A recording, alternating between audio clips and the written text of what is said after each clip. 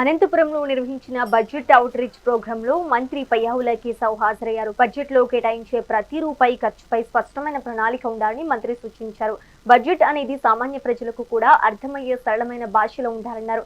రాష్ట్రానికి ఆదాయం తక్కువ ఉన్నప్పటికీ అభివృద్ధి సంక్షేమంలో ఎలాంటి రాజీ పట్టం లేదని మంత్రి స్పష్టం చేశారు. మీకు బడ్జెట్ అర్థం కాకపోతే దాని గురించి ప్రతిపాదనలు పంపరు.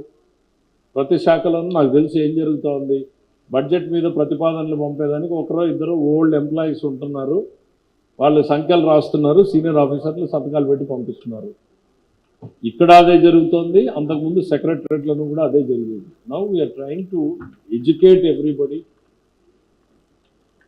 మన ఇంట్లో మనకు వచ్చే శాలరీలో దేనికి ఎంత ఖర్చు పెడతామని మనం లెక్క పెట్టుకుంటాం. పాలకెంత, నీళ్ళకెంత, ఇంటికెంత, కారుకెంత, స్కూల్కి ఎంత, హాస్పిటల్కి ఎంత. Same thing, it is our commitment. మన డబ్బు ఇది, మన కోసం ఖర్చు పెట్టేటువంటిది.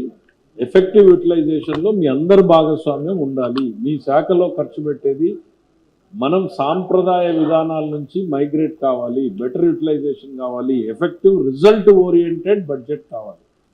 నేను 10 రూపాయలు అక్కడ పెడితే ఇక్కడ 10 రూపాయల బెనిఫిట్ మనకి కళ్ళ ముందు కనపడేటువంటిది ఉండాలి. 10 రూపాయలు పోయింది సార్, ఇంకో 10 రూపాయలు పెడితే తప్ప మనకు బెనిఫిట్ రాదు అనేటువంటిది కాదు.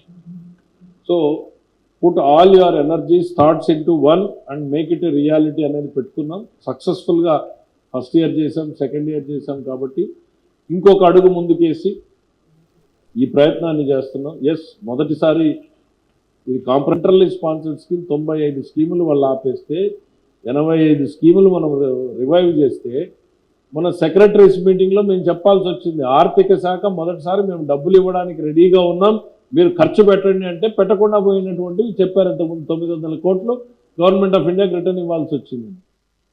మీకు బడ్జెట్ అర్థం కాకపోతే దాని గురించి ప్రతిపాదనలు